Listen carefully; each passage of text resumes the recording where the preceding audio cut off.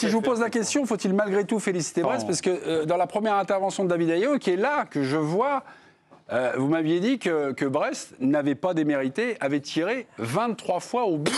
C'est bien ça, vous me confirmez cette stat. Donc ça veut dire que Brest a perdu face au Real. Ce ne sera pas la première équipe à subir les foot du Real. Mais Brest, sur le contenu du match, vous leur tirez les oreilles ou plutôt vous dites bien joué? Ah, bien sûr qu'on leur dit bien joué. Et j'en parlais il y a quelques instants avec Christophe Revel, qui est l'entraîneur des gardiens, donc qui assistait au match depuis le banc. Il faisait le même constat que moi. Il me disait... Voilà, la différence, et d'ailleurs c'est ce qu'a répété également Eric Roy il y a quelques instants ici même en conférence de presse, il a utilisé le même mot que celui que j'utilisais en ouverture, à savoir le talent, c'est le talent qui fait la différence. Après, sur le jeu, franchement, le Stade Brestois a loin d'avoir été ridicule pendant les 90 minutes, ils n'ont pas subi. Alors c'est vrai qu'à partir de la 57e et le deuxième but du Real, on a senti que là les Madrilènes étaient un petit peu en gestion, mais voilà, on avait beaucoup de regrets évidemment aussi sur le but d'Ajor qui a été refusé pour quelques centimètres, qui aurait pu forcément changer la physionomie du match. Donc globalement, mon sentiment et celui que viennent de nous exprimer le staff, l'entraîneur et les joueurs, c'est que voilà, ils peuvent, malgré le score qui est lourd, sortir la tête haute. Vous avez une ambiance là, c'est quoi? C'est la mer? C'est la flotte? C'est quoi? Qu'est-ce que j'entends là? Ah non, on est sur un bateau, mais ouais. Non, là, en fait, on a eu de la chance pour le match, c'est qu'il s'est complètement arrêté de pleuvoir entre 21h et 23h. Ouais. Et depuis que les joueurs du Real Madrid ont quitté le stade, eh bien, il pleut très fort. Tempête qui s'abat sur la Bretagne d'ailleurs. Et comme on est dans une... Ouais, mais il y a une tempête actuellement qui s'abat sur la Bretagne, notamment en Ille-et-Vilaine. On a une pensée émue pour les Bretons. Faut-il malgré tout féliciter Brest? Vous avez les clés. Moi, je m'appuie sur le témoignage de l'envoyé spécial David Ayello. Habillage Pirates des Caraïbes. On y va. Faut-il malgré tout féliciter Brest? Ce côté italien de Mélisande va me dire non. Ça, je suis sûr. Bien sûr que oui. Ah, c'est vrai? Oh, Mélisande, vous êtes plus latine finalement. David Apadou? Si. Si? Et si? D'accord. Stéphane? Un grand oui. Un grand oui. Autre nuance peut-être? Même que Stéphane. Un grand oui? Oui. D'accord. Jo? Bah oui. Ouais, ok, d'accord. Vous me surprenez. Hein. Vous êtes déçu. Mais non, je suis pas déçu. Non, je suis pas déçu parce que j'étais sûr que vous alliez dire, non, on peut pas les féliciter, ils ont perdu 3-0, c'est au niveau, c'est machin, tatati. Mais c'est le Real Madrid et c'est Brest. Ouais, non, mais Non, mais l'info du soir, c'est quoi? C'est pas qu'ils aient perdu 3-0 contre le Real, c'est qu'ils sont qualifiés pour le prochain tour de Ligue des Champions. Bravo à eux, parce que c'est pas un copec, personne en Europe n'aurait mis un copec au début de la compétition sur Brest. Rien. Vous, non, mais moi je l'espérais très fort, mais ils auraient fait un parcours à la JOCR d'il y a 10 ans avec 6 matchs, 0 victoire, j'aurais compris. Tu sais, l'OM, ils ont fait des fois des campagnes à 0 victoire. Bien sûr. Non, c'est pas ça. Moi, je l'aurais compris. Je ne l'espérais évidemment pas, mais ils font un parcours qui est bluffant. Ce soir, ils font un vrai match. Ce soir, ils font un vrai match. Un vrai match. En plus, et il y a Courtois, il fait 4 ou 5 arrêts extraordinaires. Il y a le but refusé pour 1 centimètre. Donc il y a cette campagne avec les champions, et puis on leur promettait l'enfer aussi. Tout court à Brest. Rappelez-vous les débats qu'on avait en août. C'était, mais est-ce que Brest va jouer le maintien? Tu vois, là, ils sont encore... eux, pareil, Ligue des Champions, Coupe de France. Championnat, ils sont revenus quasiment dans la course, pas très loin de Lyon. C'est ça, donc... Au-delà évidemment de cette campagne des champions qui est, je trouve, fantastique, ce soir, il y a un vrai match. Et leur saison, elle n'est pas déjà réussie. Enfin, pas loin. Mais c'est elle est déjà réussie. Si. Ouais. Non, mais je parlais, parce que leur ambition, maintenant qu'ils sont revenus à la 8e place, je pense qu'ils ont le secret espoir aussi, quand même, d'aller raccrocher un peu l'Europe, tu vois. Et là, alors là, pour le coup, ça serait c'est costaud parce que ce match-là, qui est le match d'une vie, quasiment, je veux dire, pour la plupart, déjà, c'est la compétition d'une vie, mais tu prends le Real, qui est le club le plus légendaire de cette compétition. 15 Ligue des Champions, Brest, première fois en Coupe d'Europe. Voilà. Et compte tenu du fait que les jeux étaient faits pour eux, c'est-à-dire qu'ils avaient fait le boulot, c'est très facile d'être spectateur de ce match et de prendre des photos. C'est pas le genre de la maison. Alors voilà. Mais c'est quelque chose qui s'entretient et qui se salue. Moi, je trouve que face à un événement comme ça, où tu es un peu... C'est Star Wars qui débarque dans le coin. Galactiques. Ouais, exactement. Il y a ça. C'est Mbappé, c'est tout ça. C'est Ancelotti, c'est le champion d'Europe.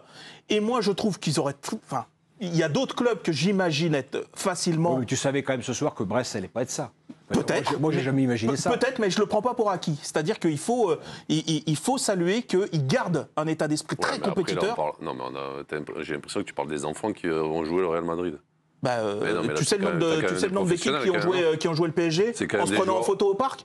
Il y en a plein. Non, mais ça peut être avant le match. Oui, et ils se prennent 5-0 sans avoir existé. C'est pas l'ADN de ce Brest-là, quand même. Ouais, mais tout ça, mais vous le prenez comme si c'est un truc qui était. Ouais, c'est comme ça. Moi, je pense que c'est quelque chose qui s'entretient. Comme si les joueurs qui vont jouer le Real Madrid, ce sont des enfants, en fait. C'est des joueurs professionnels qui vont jouer le Real. Et ils vont jouer. T'as jamais vu des joueurs professionnels le jour où ils tombent sur une équipe galactique? Par exemple, le contre Barça, toi, le machin, t'as jamais eu un qui t'a pris en photo avant le match? Jamais. T'as jamais vu ça à la télé? Spectateur? Oui. C'est-à-dire? C'est-à-dire, je vais t'en donner 1000 des exemples de clubs. Je me souviens de Saint-Etienne, de Nantes, etc. Quand ils débarquent au Parc des Princes, ils sont là, ils voient Neymar, ils voient Zlatan, etc. Oui, mais pas avec Brest, monsieur Apadou. Mais c'est ce que Ça suffit. On a vu quand même un entraîneur de Ligue 1 en cours de match demander le maillot d'un joueur du PSG. On a vu ça en France. Un entraîneur de Ligue 1 en cours de match demander le maillot d'un joueur du PSG. C'est qui? Je me souviens plus. Alors, j'ai pas envie de remuer ça, mais je veux dire, trop loin là, Stéphane. Mais Ou pas assez. Surtout pas assez. Non, mais on l'a vu plein de fois. Mais ce que je veux dire, c'est qu'on ne pouvait pas une seconde imaginer. Moi, j'avais aucun doute en août que Brest serait là dans l'esprit, dans le combat. J'avais par contre des doutes sur leur capacité. On vous écoute plus là. C'est qui le coach? Le coach. Un coach qui vous est cher. Un coach qui vous est cher, oui. Ah ouais? C'est Angers, ça. Ah, c'est Engers, ça. Non, mais c'est. Il n'a pas dit non. Non, parce que j'ai beaucoup d'affection pour lui. Ok. Donc c'est lui alors. Ok. Jackpot pour Brest, hein. Qualifié pour les barrages. Ah, Oseille. 34 millions. Mais l'interview du président de Brest, là, Le Saint, dans l'équipe, c'était ce matin, oui. Oui, ce matin. Fantastique. Je veux dire, faut lire ça parce que il y a tout là-dedans. Il y a à la fois l'esprit de construction. On sent justement que le monsieur, il est bien debout sur ses deux jambes dans son terroir. Quoi. Il est pas sur une autre planète, mais en même temps, il n'est pas non plus spectateur ou de l'épopée. Il a construit et il imagine des suites. Et il surbudgétise pas, quoi. On comprend à travers, quand on lit c'est pas fréquent de lire un dirigeant français tenir un langage comme celui-là, et on comprend il est hyper discret, lui. On comprend les raisons de. David Agnello, 34 millions, des perspectives d'avenir. Vous avez un petit écho à nous donner à cette conversation? Oui, non, mais c'était effectivement pour élargir un petit peu et sur la suite. Alors, évidemment, les 34 millions et tout ce qui va rentrer dans les caisses, on est ravis. Par contre, sur la perspective de jouer le Paris Saint-Germain, ça, du côté de Brest, c'est un petit peu une perspective qui ne plaît pas forcément. On rappelle un Paris ou Benfica, on était clairement sur la volonté de jouer à un club étranger, d'autant que le Paris Saint-Germain va venir ce week-end du côté de Brest. Donc voilà, si on peut éviter du côté de Brest, on préférait. Ok. Mais par rapport à tout ça, bientôt va se poser la question de l'avenir d'Éric Roy, parce qu'il est en fin de contrat. Et tout ce qui se passe aujourd'hui autour de Brest, l'interview du président Le Saint, les rentrées d'argent, la remontée en championnat. Il finit la saison quand même. Il finit la saison évidemment, mais je pense que ça peut aussi ouvrir des perspectives d'avenir. Pourquoi pas? Il a dit, il n'était pas sûr de rester. Oui, mais il n'est pas sûr de partir non plus. Ça veut dire que. Parce qu'en France, aujourd'hui, de postes libres, il y aurait quoi de mieux que Brest pour Éric, si on est très honnête? Rien, il est bien à Brest. Voilà, ça veut dire que tout ce qui se passe. Je suis d'accord avec ça. Il est très bien à Brest. Très bien à Brest. C'est-à-dire qu'en plus, tout ce qui se passe. C'est trouvé là, une ville, un club, un truc. Mais en fait, il n'est pas naïf non plus, Éric Roy. Il sait que la durée de vie d'un entraîneur, c'est 18 mois, même ceux qui réussissent très bien. Donc là, ça fait 2 ans et demi qu'il va être à Brest. Il sait qu'il fera difficilement mieux que ce qu'il a déjà fait. Voilà, il y a plein de. Il a un moment de sa vie où il peut aussi. Ok, bon, d'accord, on continue. Mais bon, c'est pareil. Je veux dire, ça me paraît pas. C'est pas le débat du soir quand même, quoi. Non. On fait les débats des semaines qui viennent, quoi. On est en train de faire le quart de finale du PSG, on est en train de faire l'avenir de Brest. On va faire quoi, Lille sans les temps? Stéphane, Monaco racheté par l'Arabie Saoudite, on attaque maintenant. Olivier Ménard a fait une école de questions, donc.